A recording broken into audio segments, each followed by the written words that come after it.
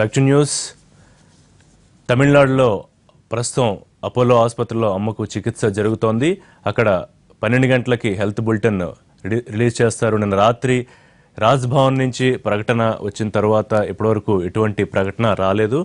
ఉదయం నుంచి కూడా ఏం జరుగుతోంది అనే ఆందోళనలో అభిమానులు ఎదురు చూస్తూ ఉన్నారు. అయితే మధ్యాహ్నం 12 గంటలకు హెల్త్ బులెటిన్ వస్తుందన్న వార్తతో కొంత ఆసక్తిగా ఎదురు చూస్తున్నారు. ఏదో ఒకటి చెప్పాల్సిందిగా అక్కడ అభిమానులు ఉదయం నుంచి కోరుకుంటున్న పరిస్థితి మనం చూసాం. కాకపోతే ఎక్కడికక్కడ మొత్తం భద్రతా బలగాలు మోహరించి మొత్తం అప్రమత్తం చేసిన పరిస్థితి. మధ్యాహ్నం 12 గంటలకు అపోలో వైద్యులు ఏం చెప్తారా అని అంత ఆందోళనగా ఉత్కంఠగా ఎదురు చూస్తున్నారు.